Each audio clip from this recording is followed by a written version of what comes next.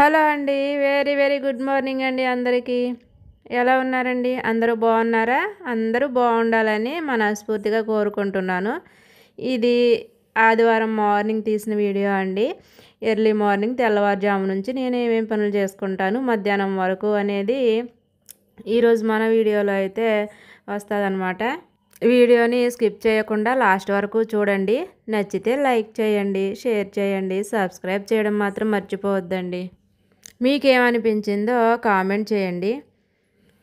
ఇంకా ఈ కార్తీక మాసం అంతా కూడాను పావు తక్కువ 4 ఆ టైంకే లేచిపోతున్నానండి. లేచిపోయి ముందైతే బ్రష్ అయితే చేసేస్తానన్నమాట. బ్రష్ చేసేసిన తర్వాత ఇక వంటింట్లో క్లీనింగ్లు అయితే స్టార్ట్ చేస్తాను. ఈ స్టవ్ అంతా కూడా గుడ్డబెట్టి శుభ్రంగా తుడిచేసుకుంటానండి. ముందు సబ్బు పెట్టి ఒకసారి తుడిచేసి ఆ తర్వాత మరలా మంచినీటితో ఒకసారి తుడిచేసుకుంటాను. అలాగే కిచెన్ టాప్ కూడా మొత్తం క్లీన్ చేసేసుకుంటానండి. ఇంకా నైట్ అయితే నేను క్లీన్ చేయను అనమాట. తెల్లవారు లేచిన తర్వాతే చేసుకుంటాను. నాకు ఇట్లా చేసుకోవడమే అలవాటు. వంట చేస్తున్నప్పుడు ఎప్పటికప్పుడే నేను గుడ్డబెట్టి తుడుచుకుంటూ ఉంటానండి. అందుకని నాకు అంత ఎక్కువ జిడ్డులాగా అంతా ఉండదన్నమాట. అందుకని నైట్ అయితే నేను క్లీన్ చేయను. ఎలాగైనా నైట్ చేసినా కూడా మళ్ళీ తెల్లవారి కూడా ఎట్లయినా చేయాల్సిందే అనమాట. నాకు తెల్లవారు చేసుకోవడమే బాగా అలవాటు. ఇంకా అందుకని చెప్పేసి తెల్లవారే చేసుకుంటూ ఉంటాను. అక్కడ కనిపిస్తుంది కదా రాగి బిందెలోకి నైటే నేను కడిగేసి శుభ్రంగా వాటర్ అయితే నింపి పెట్టేసుకుంటానండి. ఇంకా ఆ బిందె మీద ఉన్న ప్లేటు గ్లాసులు అవన్నీ కూడా నేను ఇప్పుడు సబ్బు పెట్టి అయితే కడిగేసి మళ్ళీ మూతలు అయితే వేసేసుకుంటాను. నాకు అదొక అలవాటు అనమాట. రోజు లేవగానే ముందు ఈ పనులు అయితే చేసేసుకుంటానండి.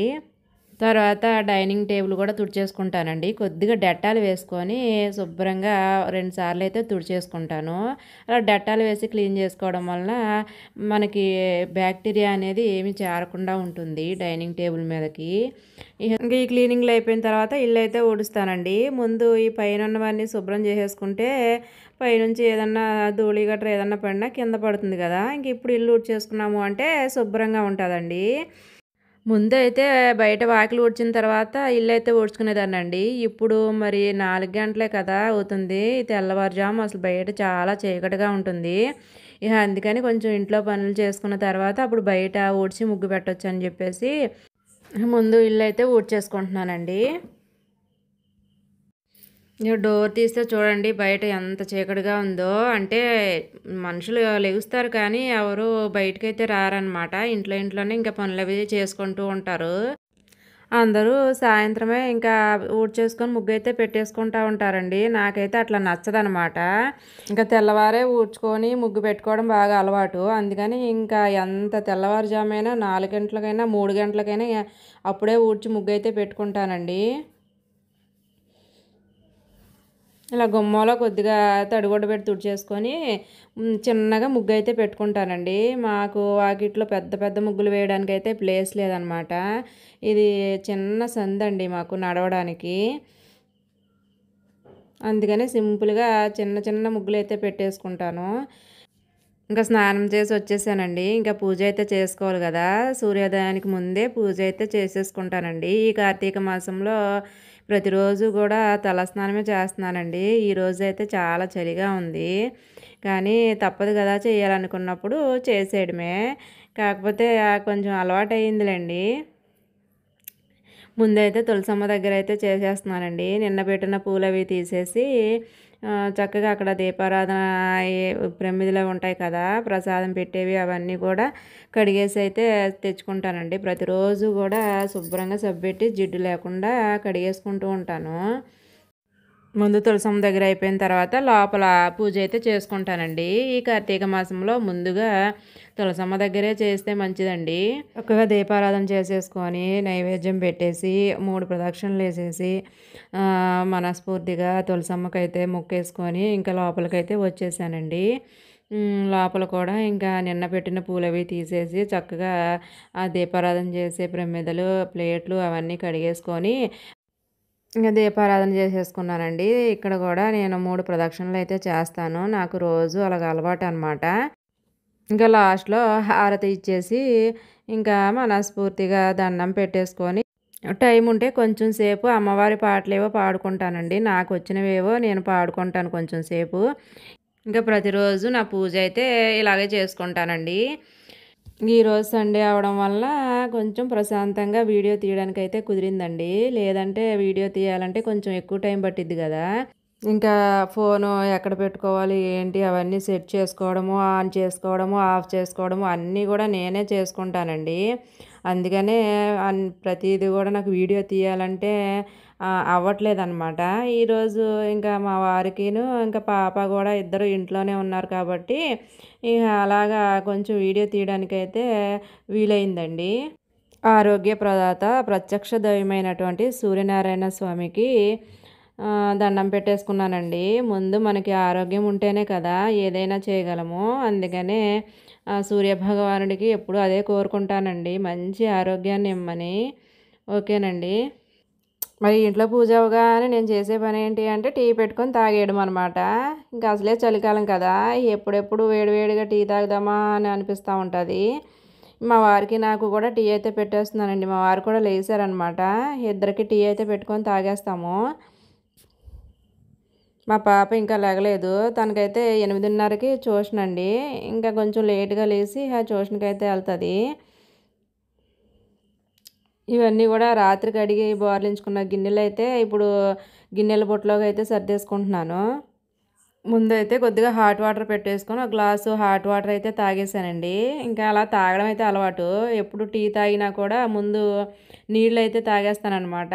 టీ తాగిన తర్వాత నీళ్లు తాగకూడదు అని అంటారు కదా, అందుకనే ముందు నీళ్లు తాగేసి ఒక 5 నిమిషాలకి మళ్ళీ టీ అయితే తాగేస్తాను. ఇక టీ కూడా రెడీ అయిపోయిందండి.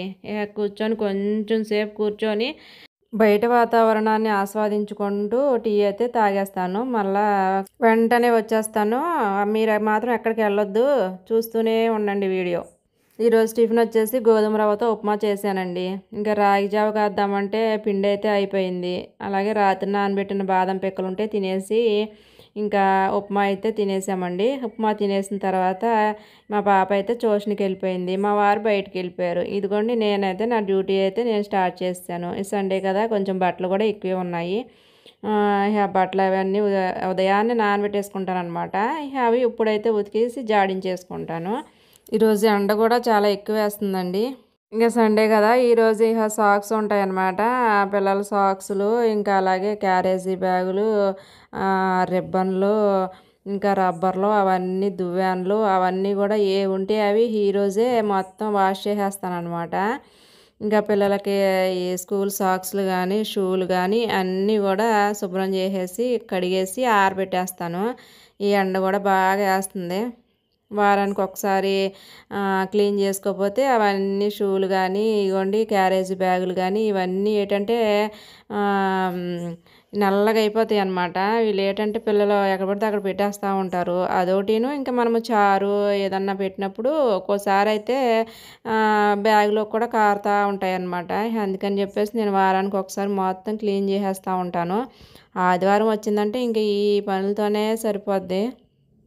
ఇక శుభ్రంగా అన్నీ జాడించేసి ఇలాగ ఎండలో అయితే ఆరబెట్టేసుకుంటానండి. మాకైతే పక్కన బాల్కనీలోకి ఎండ బాగా వస్తుంది.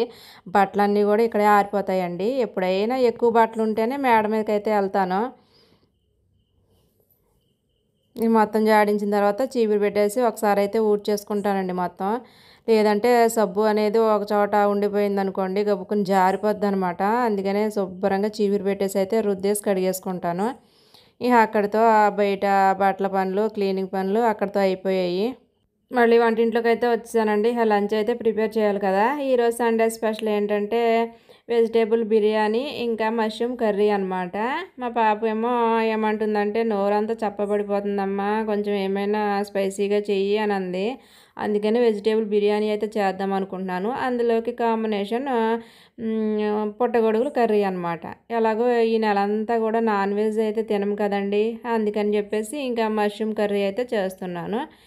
మష్రూమ్లు శుభ్రంగా క్లీన్ చేసుకోవాలి. కొద్దిగా సాల్టును ఒక స్పూన్ శనగపిండి వేసేసి ఒక 5 నిమిషాలు నానబెట్టేసి అప్పుడు 2-3 సార్లు కడుక్కుంటే భలే తెల్లగా వస్తాయన్నమాట. మురికంతా కూడా త్వరగా ఉడికిపోద్ది. అలాగే శుభ్రం చేసి పెట్టేసుకున్నా. ఇప్పుడైతే కర్రీ కోసం ఒక కడాయి పెట్టుకుని ఆయిల్ వేడెక్కిన తర్వాత సన్నగా తరిగి పెట్టుకున్న ఉల్లిపాయలు నిలువుగా కట్ చేసుకుని పచ్చిమిర్చి కూడా వేసేసి ఉల్లిపాయలు అయితే మనం బాగా వేయించుకోవాలి. ఈలోపు అయితే నేను పుట్టగొడుగులు అయితే ముక్కలు అయితే కట్ చేసేసి పెట్టుకుంటున్నాను. ఇంకా మా వారికైతే ఈరోజు మధ్యాహ్నం 1 గంట నుంచి డ్యూటీ అనమాట. మధ్యాహ్నం వెళ్తారండి. అందుకని హడావిడిగా వంట అయితే చేస్తున్నాను. ఇంకా చూడండి, ఇప్పుడైతే ఉల్లిపాయలు కూడా వేగిపోయినాయి కదా. ఇప్పుడు కట్ చేసి పెట్టుకున్న ఈ పుట్టగొడుగుల ముక్కలు అయితే వేసేసుకుంటున్నాను. కానీ బిర్యానీలోకి పుట్టగొడుగుల కర్రీ కాంబినేషన్ అయితే అసలు సూపర్ ఉంటుందండి. నాకు మాత్రం భలే ఇష్టం అనమాట. ఒక 4 టమాటాలు తీసుకొని మిక్సీలో వేసేసి పేస్ట్ లాగా చేసుకున్నానండి. ఇప్పుడు ఆ పేస్ట్ కూడా వేసేసుకుంటున్నాను. చక్కగా మంచి గ్రేవీ అయితే వస్తుందన్నమాట. మనం ముక్కలు కట్ చేసి వేసుకోవడం కన్నా ఇట్లాగా పేస్ట్ లాగా చేసుకుని వేసుకుంటేనే ఇంకా కర్రీ అయితే రైస్ కానీ బిర్యానీ కానీ బాగా కలుస్తుంది, బాగుంటుందన్నమాట. ఇప్పుడు ఇందులోకి కొద్దిగా పసుపు, తగినంత కారము, సాల్టు, అలాగే అల్లం వెల్లుల్లి, ధనియాలు, ఇంకా చెక్క, లవంగం అన్నీ కలిపి చేసుకున్న పేస్టు ఒక 1/2 స్పూన్ అయితే వేసేసుకున్నాను. వేసేసి అంతా కలిపేసి ఇప్పుడు చక్కగా ఉడికించుకోవాలండి. మనకి పుట్టగొడుగుల్లో నుంచి వాటర్ అయితే ఊరుతుంది కదా, ఆ వాటర్తోనే చాలా వరకు ఉడుకుతుంది. ఆ వాటర్ ఎగిరేంత వరకు ఉడికించుకుందాము మూత పెట్టేసి. అదిగో చూడండి, చక్కగా వాటర్ అంతా కూడా ఎగిరిపోయింది. ఇంక ఇప్పుడైతే నేను ఆ మిక్సీ జార్లో కొద్దిగా నీళ్ళు పోసుకొని ఆ నీళ్ళు అయితే ఇప్పుడు కర్రీలో అయితే పోస్తున్నాను. మరీ ఎక్కువ వాటర్ కూడా పోయక్కర్లేదు, కొంచెం ఒక టీ గ్లాసుడు వాటర్ పోసుకుంటే సరిపోతుంది. ఇంక ఇప్పుడు ఇట్లా ఉడుకుతూ ఉన్నప్పుడు నేను కొన్ని ఈ జీడిపప్పులు అయితే వేస్తున్నానండి. కానీ జీడిపప్పులు వేసుకుంటే బాగుంటుందండి. వేసేసి మళ్ళీ ఒకసారి కలిపేసుకొని ఉప్పులు కారాలు అన్నీ ఒకసారి చెక్ చేసుకొని చాలకపోతే వేసేసుకోవాలండి. మూత పెట్టేసి ఇంకా మరి కొంచెం చిక్కబడేంత వరకు ఉడికించుకోవాలండి. అట్లా ఉడుకుతూ ఉంది. ఇంకా ఇప్పుడైతే నేను బిర్యానీలోకి కావాల్సినవన్నీ కూడా రెడీ చేసుకుంటున్నానండి. ఒక 2 ఉల్లిపాయలు తీసుకొని పొడవుగా కట్ చేసి పెట్టుకున్నాను. అలాగే పచ్చిమిర్చి కట్ చేసుకున్నాను. ఇప్పుడు కొత్తిమీర, పుదీనా కూడా శుభ్రంగా కడిగేసుకొని సన్నగా తరిగైతే పెట్టేసుకుంటున్నాను. పుదీనా కూడా ఆకుల్ని సన్నగా తరిగి పెట్టుకున్నామంటే మనకి ఫ్లేవర్ అనేది ఆ బిర్యానీకి బాగా పడుతుంది. చక్కగా మంచి సువాసన అయితే వస్తుంది అన్నమాట. ఇంక ఇప్పుడు వేరే స్టవ్ మీదకి ఇంకా ఈ కూర అయితే పెట్టేసి ఈ కుక్కర్ అయితే పెట్టేసుకున్నానండి. బిర్యానీ కుక్కర్లో చేస్తానన్నమాట. మనకి త్వరగా అయిపోతుంది, చక్కగా సింపుల్గా. నేను మాత్రం వెజిటేబుల్ బిర్యానీ సింపుల్గా ఈజీ మెథడ్లోనే చేసుకుంటాను. ముందుగా కుక్కర్లో ఒక 2 స్పూన్లు నెయ్యి వేసుకుంటున్నానండి. ఇంకా ఆయిల్ ఏమి వేయను, నెయ్యి ఒకటే వేస్తాను. ఇంకా నెయ్యి కరిగిన తర్వాత కట్ చేసుకున్న ఉల్లిపాయలు, పచ్చిమిర్చి వేసుకుంటున్నానండి. అవి వేగుతూ ఉన్నప్పుడు ఈ బిర్యానీ మసాలా మొత్తం వేసుకుంటున్నానండి. యాక్చువల్గా అయితే నేను ముందు వేసుకోవడం మర్చిపోయాను అనమాట. ఈ ఉల్లిపాయలు వేయించుతూ ఉన్నప్పుడు గుర్తొచ్చింది, ఇప్పుడు వేసానండి. మరి ఏం పర్వాలేదు, ఇప్పుడు వేసుకున్నా కూడా చక్కగా వేగిపోతాయి అన్నమాట. నేను ఏదైనా వంట ఇలా స్టార్ట్ చేసిన తర్వాతే పక్కన ఇంకా వెజిటేబుల్స్ కానీ ఇంకేమైనా కట్ చేసుకోవాల్సినవి ఉంటే కట్ చేసేస్తూ ఉంటానండి. ఒక పక్క నుంచి అయితే కొన్ని అలా మగ్గుతూ ఉంటాయి. అలాగే మనం కట్ చేసుకొని ఉంచుకోవచ్చు. మనకు టైం అయితే కలిసి వస్తుంది అనమాట. అన్నీ కట్ చేసుకొని కూర్చుంటే మనకి టైం అంతా అట్లా వేస్ట్ అయిపోద్ది కదా. అందుకని ఒక పక్కనైతే ఉడుకుతూ ఉంటుంది, మరొక పక్కనైతే ఏమేం కావాలో అవన్నీ కూడా కోసి పెట్టుకుంటూ ఉంటాను. ఇప్పుడు ఉల్లిపాయలు వేగిపోయిన తర్వాత ఇంకా టమాటాలు, బంగాళదుంపలు, అలాగే బఠానీలు కూడా వేస్తున్నానండి. ఇవి అయితే రాత్రి నానబెట్టాను. యాక్చువల్గా అయితే నిన్న మార్నింగ్ నానబెట్టాను అనమాట. నైటు చపాతీలో కర్రీ చేసుకోవచ్చు అని చెప్పేసి నేను నైట్ అయితే చపాతీలు చేశాను, కానీ ఇంకా కర్రీ అయితే చేయలేదు. నిన్న మార్నింగ్ వండిన చామదుంపల పులుసు ఉంటే ఇంకా చపాతీలోకి నంచుకొని అయితే తినేసామండి. అందుకని బఠానీలు అయితే ఉండిపోయినాయి. అవి ఈరోజు బిర్యానీలో అయితే వేసేస్తున్నాను. ఇంకా కొత్తిమీర, పుదీనా అన్నీ వేసేసుకొని కొద్దిగా పసుపు, అలాగే కారము, అల్లం వెల్లుల్లి పేస్ట్ కూడా వేసేసి కొద్దిగా సాల్ట్ కూడా వేసేసాను. వేసేసి అంతా కలిపేసి ఒక 3-4 నిమిషాలు అయితే మగ్గించుకోవాలండి. కుక్కర్ అంటే విజిల్ పెట్టకుండా మూత పెట్టి అయితే మగ్గించుకోవాలి. మరో పక్కనైతే మనకి పుట్టగొడుగుల కూర కూడా రెడీ అయిపోయిందండి. కూర చూసేద్దాం రండి. సూపర్ ఉందన్నమాట. మటన్ కర్రీ కానీ చికెన్ కర్రీ కానీ అవేమీ పనికిరావన్నమాట దీని ముందు. చాలా బాగుంటుంది బిర్యానీలోకి అయితే. ఇప్పుడు సన్నగా తరిగిన కొత్తిమీర వేసేసుకోవడమే.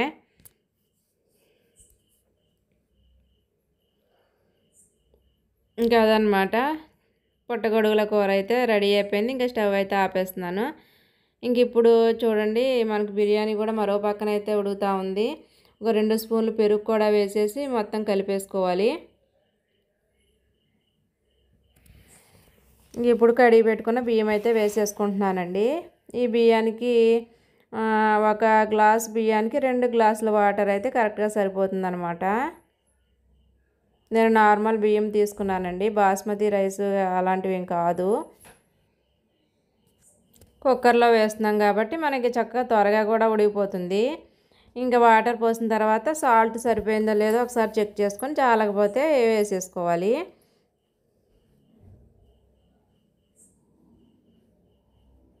కానీ చూడడానికి అయితే చాలా త్వరగా అయిపోతుంది, స్పీడ్గానే చేసేస్తున్నారు అనుకుంటారు. కానీ నాకు ఈ వంట అదంతా అయ్యేసరికి ఇంకా 12:30 పావుతక్కువ 1 గంట ఆ టైం అయితే అయిందండి. ఇప్పుడు కుక్కర్ మూత పెట్టేసి 3 విజిల్స్ వచ్చేంత వరకు ఉడికించుకుంటాను. 3 విజిల్స్ వస్తే సరిపోద్ది అనమాట, చక్కగా కరెక్ట్గా ఉడికిపోద్ది.